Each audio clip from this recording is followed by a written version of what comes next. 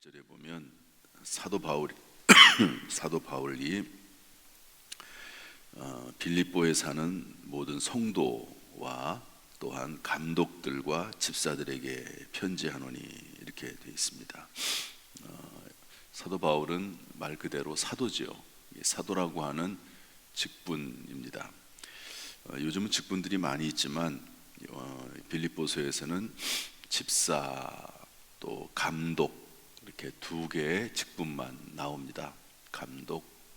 감독은 큰 지역을 담당하는 그런 오늘날의 목회자라고 할 수가 있고요. 집사는 이제 교회, 작은 단위의 교회들, 이 당시에는 주로 이제 가정교회라고 볼 수가 있죠. 그 집사님들 그 교회를 섬기고 일하고 돌보는 이런 분들이라고 볼 수가 있습니다. 이런 분들에게 쓴 편지가 이제 빌립보서 말씀인데요. 이 속에 담겨 있는 몇 가지 교훈을 좀 살펴보려고 합니다. 먼저 우리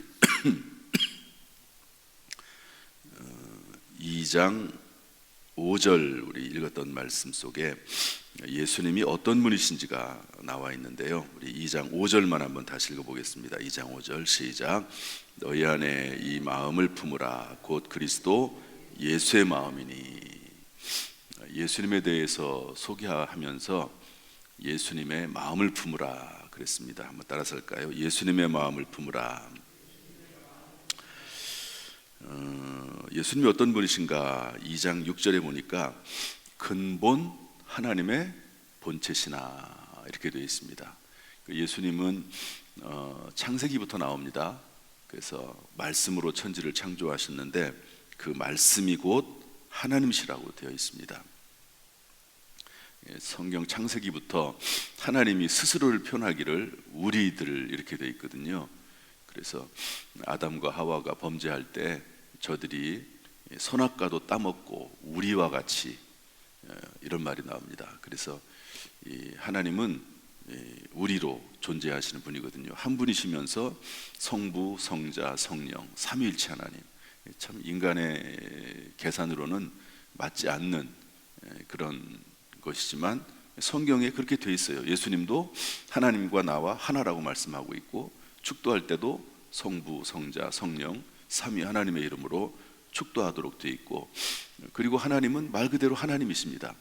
그러니까 예수님이 이제 창세기부터 등장하시는데 세 분이 하나로 계시고, 또 요한복음에서는 뭐라고 말씀하고 있냐면 말씀이 육신이 되어 우리 가운데 거하셨다고 말씀하고 있는데요. 그분이 바로 주님이십니다. 그래서 근본 하나님의 본체시나 하나님과 동등됨을 취하지 않으시고 자기를 비워 종의 형체를 가지셨다. 이게 성육신했다는 말이거든요.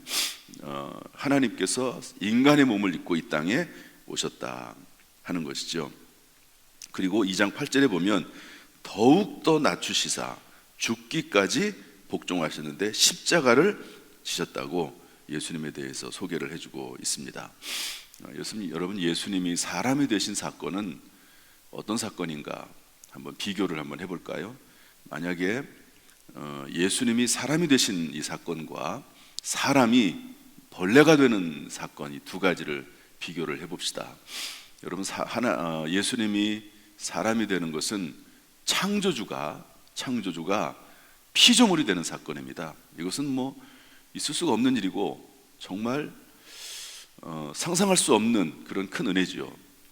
피조물이 인간의 몸을 입고 오셨다. 그러나 인간이 사람이 벌레가 혹시 될 수 있다고 생각을 해봅시다. 뭐 가능하진 않지만 물론 그것은요 피조물이 되는 겁니다. 그래서 뭐 있을 수 없는 일이긴 하지만 그러나 상상할 수 없는 큰 차이가 있다는 것을 알 수가 있지요. 이렇게 예수님께서는 하나님과 동등됨을 취하지 아니하시고 이 땅에 우리 인간들의 죄를 대속하시기 위해서 이 땅에 오신 분이시다 하는 것을 말씀해주고 있으면서 철저히 예수님의 낮아지심, 예수님의 겸손을 이야기하고 있습니다. 예수님의 마음을 품으라 이렇게 되어 있는데 그것은 철저히 하나님에게 복종하고 그리고 하나님에게 철저히 자기 자신을 낮추시고 겸손하신 예수님의 모습을 우리에게 표현해주고 있습니다. 이렇게 철저히 낮아지시고 겸손하신 예수님에 대해서 9절은 뭐라고 말씀하고 있냐면 지극히 높여서 모든 이름 위에 뛰어난 이름을 주셨다. 10절에 보니까 모든 무릎을 예수의 이름에 꿇게 하셨다. 2장 11절 상반절에 보면 예수를 주라 시인하게 하셨다. 한번 따라합시다. 예수를 주라 시인하게 하셨다. 그래서 우리가 예수님을 부를 때 주님 이렇게 부르잖아요. 그리고 사도 도마도 예수님께서 부활하신 이후에 나타나셔서 이제 옆구리에 창자국을 만져봐라, 손과 발을 만져봐라 이렇게 하셨을 때 도마가 뭐라고 말합니까? 나의 주, 나의 하나님, My Lord, My God 이렇게 해서 예수님을 주님이라고 부르는 걸 볼 수가 있습니다. 자신을 하나님 앞에서 철저히 낮추고 겸손한 마음을 품을 때 하나님께서는 예수님을 높여주셨습니다.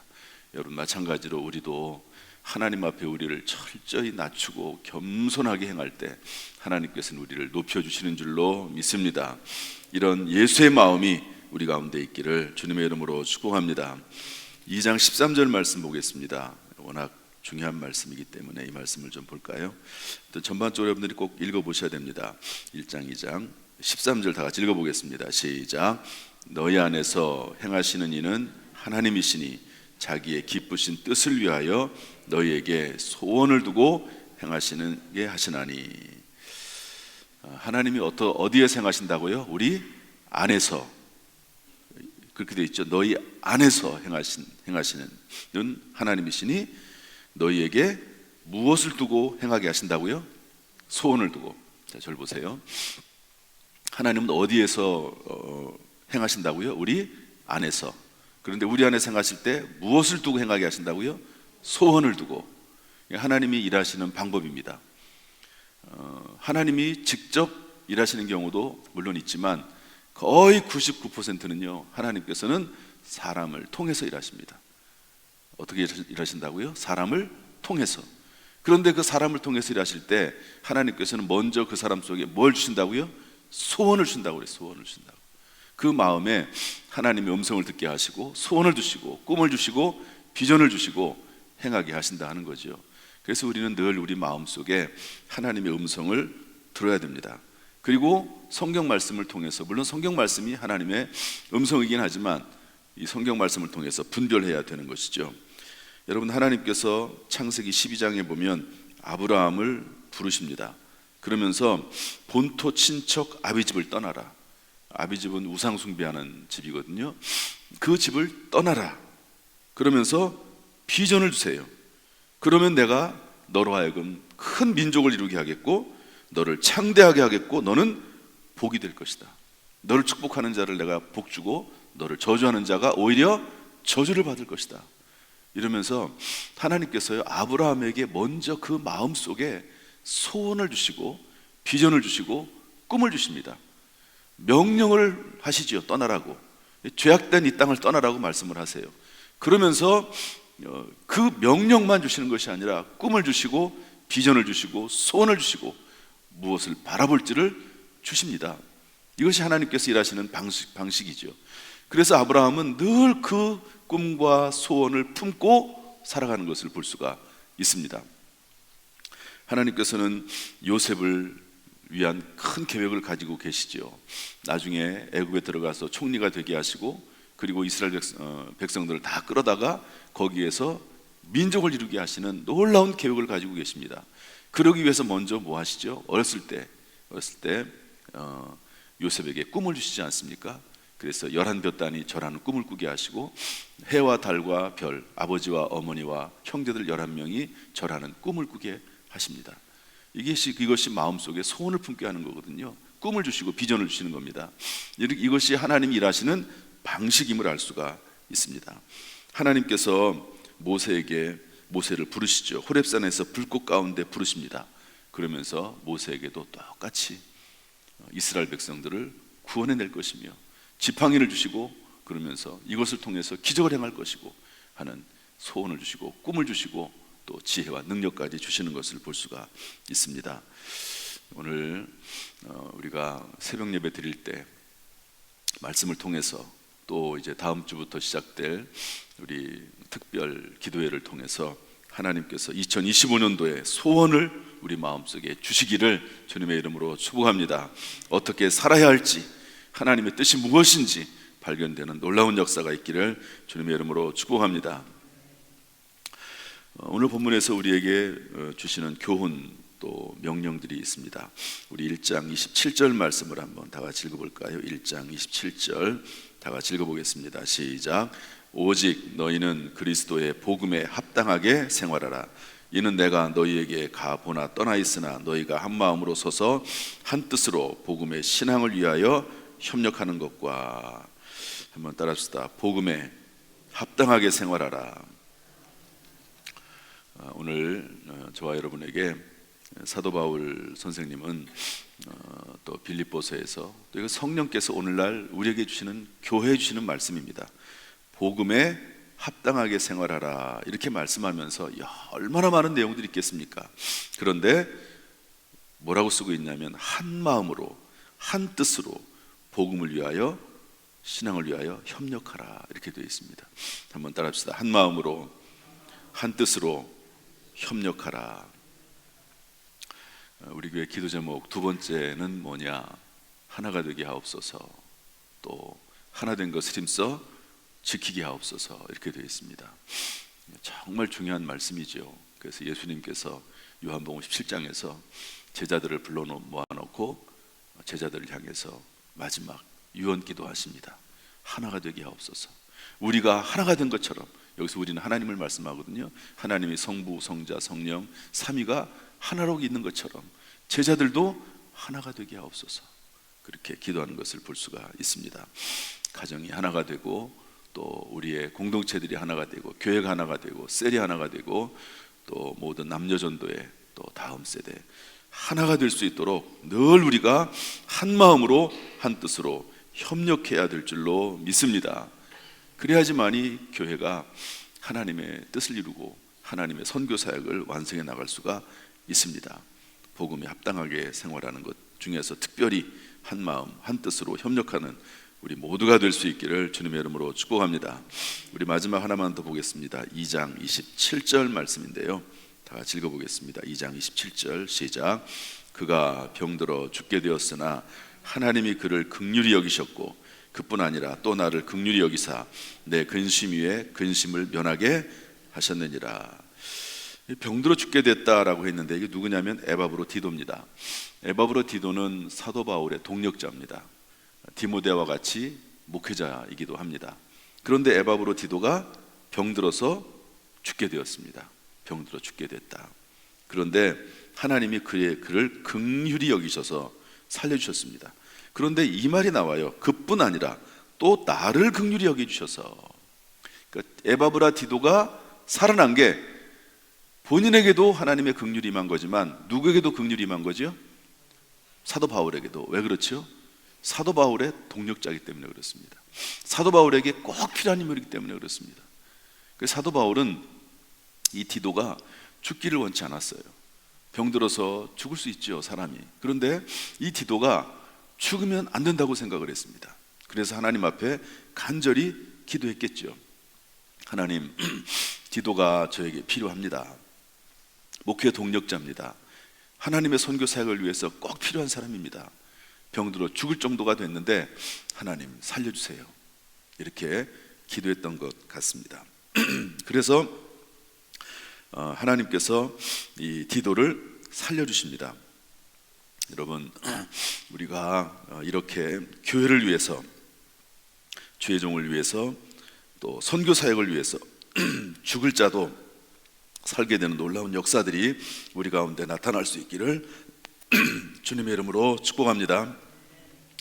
여러분, 하나님의 역사를 위해서, 하나님의 일을 위해서 죽을 자도 살고 망할 자도 흥하게 되는 것이 하나님의 일하시는 방식이기도 하고, 하나님께서 이런 일들이 합당하면 이런 일들을 실제로 이루어지게 하시는 하나님이신 줄로 믿습니다. 우리 교회 역사적으로요, 이런 일이 실제로 있습니다. 우리가 잘 아는 루터라고 하는 사람이 있죠. 루터, 종교개혁을 완성했던 사람입니다. 그런데 이 루터에게는 아주 정말 이 디도와도 같은 동력자가 하나가 있었습니다. 미코니우스라고 하는 그런 친구이면서 동력자입니다. 그런데 이 미코니우스가 죽을 병에 걸렸어요. 한참 이제 루터가 종교 개혁을 하고 얼마나 힘이 듭니까? 이 로마 교황과 싸우는 일이거든요. 로마 교황청의 잘못된 가르침에 대해서 성경만을 전하는 이런 일들을 하고 있었습니다. 그런데 1540년, 지금이 2024년이니까 1540년이면 한참 전이죠. 이때 종교개혁을 일으킬 때 루터의 친구 미코니우스가 죽을 병에 걸렸습니다. 이때 기도도 하지만 이 루터가 미코니우스에게 편지를 씁니다. 편지를 써서 내용은 뭐냐면, 당신은 나에게 필요한 사람입니다. 죽지 않고 살기를 명령합니다. 이런 글을 썼어요. 제가 읽어보겠습니다. 하나님의 이름으로 죽지 말고, 하나님의 이름으로 자네는 죽지 말고 살기를 명합니다. 교회 개혁을 위해서 내게는 아직도 자네의 힘이 절실히 필요하기 때문입니다. 주님은 결코 자네가 죽었다고 말씀하지 않기를 원합니다. 나보다 더 오래 살기를 원합니다. 이렇게 루터가 편지를 썼습니다. 이 친구가 병들어 죽게 된 친구에게 편지를 썼습니다. 이 미코니우스가요, 죽을 병에 걸렸는데 살아납니다. 그리고 루터와 함께 종교개혁을 왕성하게 함께 일을 하다가 나중에 죽는 거야. 나중에 죽지요. 그렇게 되는 것을 볼 수가 있습니다. 이유는 간단해요. 그냥 살려달라는 것이 아니고, 이 엄청난 사역, 이 거룩한 사역, 선교 사역, 하나님을 위한 이 사역을 감당할 수 있도록 하나님, 이 친구를 살려주세요 라고 기도하는 것을 볼 수가 있습니다. 루터의 심정도 마찬가지고 사도 바울의 심정도 마찬가지예요. 우리 모두의 심정이 마찬가지입니다. 하나님의 사역을 위해서, 하나님의 영광을 위해서, 거룩한 교회의 일을 위해서 하나님, 이 사람을 살려주시기를 원합니다. 이 사람이 잘되게 하시기를 원합니다. 이 사람이 망하거나 이 사람이 죽으면 안 됩니다. 여러분, 이 정도가 되는 저와 여러분이 될 수 있기를 주님의 이름으로 축복합니다. 저 사람은 차라리 교회 없는 게 나아, 저 사람은 차라리 죽었으면 좋겠어, 그 정도까지는 아니겠지만 그런 생각이 들 수도 있지 않겠습니까? 심지어 이런 말도 하잖아요. 저 사람은 귀신이 데려가지도 않아, 이런 사람도 있어요.